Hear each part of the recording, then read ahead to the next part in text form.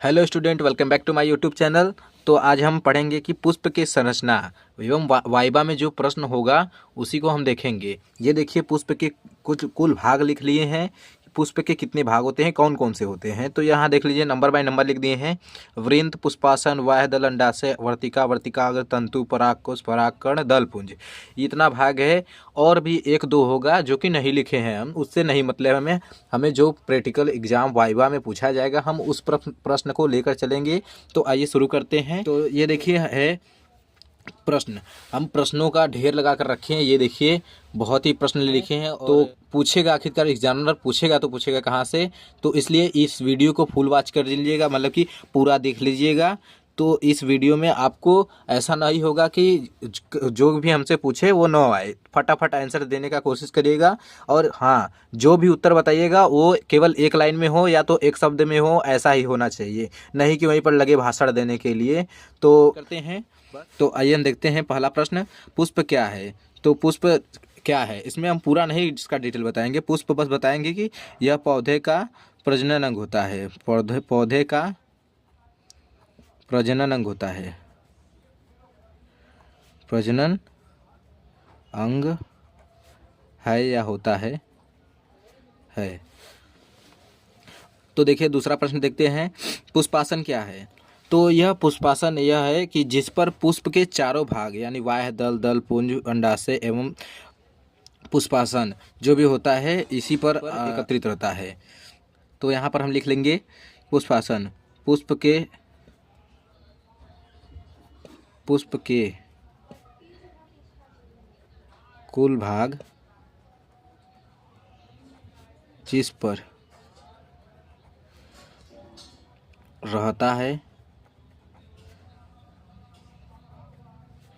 उसे पुष्पासन कहते हैं। मतलब कि पुष्प का सब भाग जो होता है जिस पर होता है उसी को कहते हैं पुष्पासन। तो आइए अगला प्रश्न देखते हैं। पुष्प के कितने भाग होते हैं? पुष्प के कितने भाग होते हैं? तो यहाँ पर लिख लेंगे पुष्प के 4 भाग होते हैं। जो कि पहला है बाह्य दल, और दूसरा है दलपुंज, और तीसरा है जायांग, और चौथा है पुमंग। तो देखिए, ये जो बाह्य दल होता है जो हरे रंग का होता है, सबसे बाहरी परत, उसे कहते हैं बाह्य दल। दलपुंज जो रंग बिरंगे होता जो रंग बिरंगे कलर का होता है उसे कहते हैं दलपुंज। और जायांग जो पुष्प में मादा भाग होता है उसे जायांग कहते हैं। और पुमंग जो पुष्प में नर भाग होता है उसे कहते हैं पुमंग।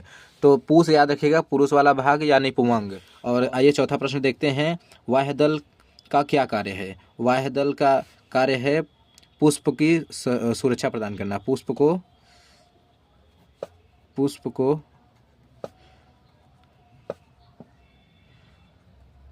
सुरक्षा प्रदान करना।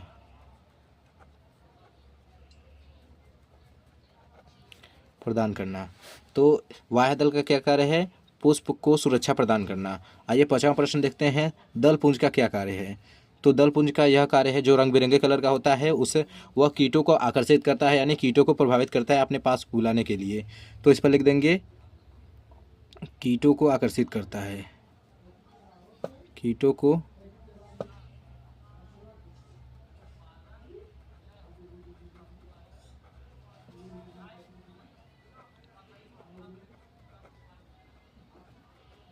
आकर्षित करता है। जो दलपुंज होता है वह कीटों को आकर्षित करता है, यानी रंग बिरंगे अच्छे कलर का रहता है, इसीलिए कीट उसको देखकर प्रभावित होते हैं और आते हैं। तो आइए छठवां प्रश्न देखते हैं। पुष्प के नर भाग को क्या कहते हैं? पुष्प के नर भाग को कहते हैं हम पुमंग। एक शब्द में, पुमंग। तो आइए सातवां प्रश्न देखते हैं हम। पुष्प के मादा भाग को, मतलब कि इसका अपोजिट है, तो पुष्प के मादा भाग को जायांग कहते हैं। जायांग कहते हैं। एक लिंगी पुष्प किसे कहते हैं? आठवां प्रश्न हमारा है, एक लिंगी पुष्प किसे कहते हैं? तो एक लिंगी पुष्प जिसमें नर तथा मादा, नर या मादा कोई एक प्रजाति हो उसे एक लिंगी पुष्प कहते हैं। वह पुष्प जिसमें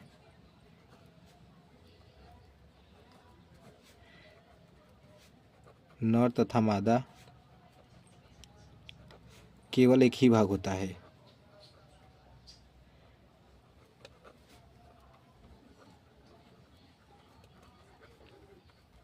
उसे एक लिंगी पुष्प कहते हैं।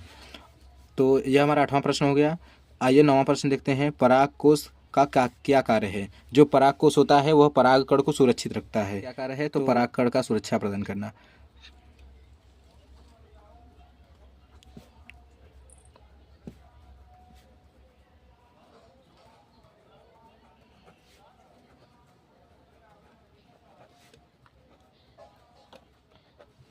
तो यह हमारा 9वां प्रश्न हो गया। तो आइए अपना 10वां प्रश्न देखते हैं।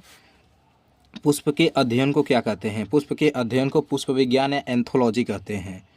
तो इसको लिख लेंगे एंथोलॉजी।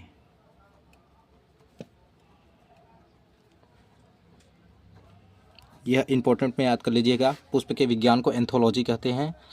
तो आइए ग्रामर देखते हैं हम। पुष्प में कौन सा जनन होता है? तो पुष्प में लैंगिक जनन होता है। लैंगिक जनन होता है।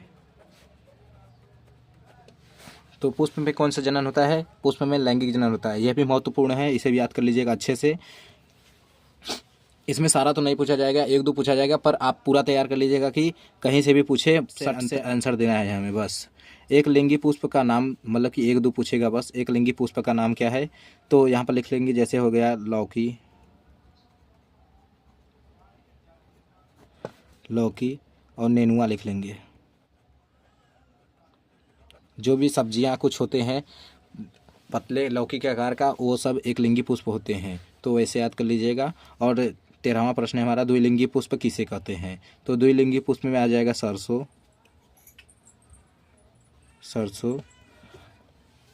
और अड़हुल।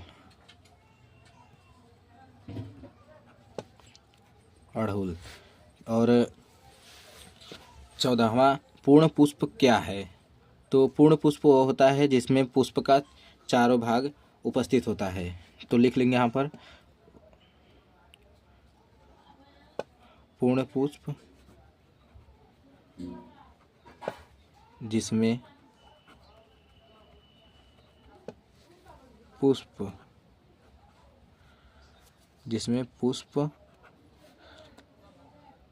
के चारों भाग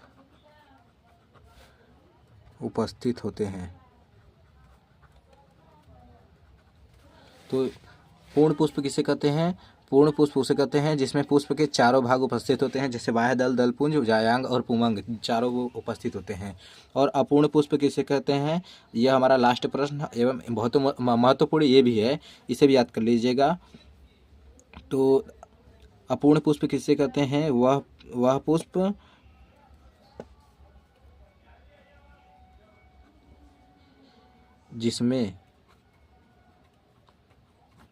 जिसमें एक या एक से अधिक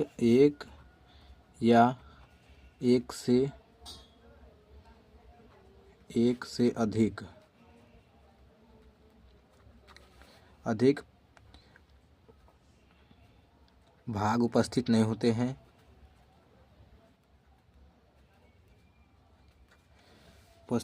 होते हैं, उसे अपूर्ण पुष्प कहते हैं। तो अपूर्ण पुष्प किसे कहते हैं? तो हम लिख लेंगे, वह पुष्प जिसमें एक या एक से अधिक भाग उपस्थित नहीं होता है, यानी एक या एक से अधिक भाग अनुपस्थित होता है, उसे हम अपूर्ण पुष्प कहते हैं। पूर्ण पुष्प जो कि चारों भाग से होता है उसे पूर्ण पुष्प कहते हैं। तो पहले स्क्रीनशॉट लेना हो तो ले लीजिए, यहाँ से देखिए, ये ले लीजिए आधे का, और फिर यहाँ से ले लीजिए ये आधे का। तो बस आज की वीडियो में इतना ही। तब तक के लिए धन्यवाद। जय हिंद।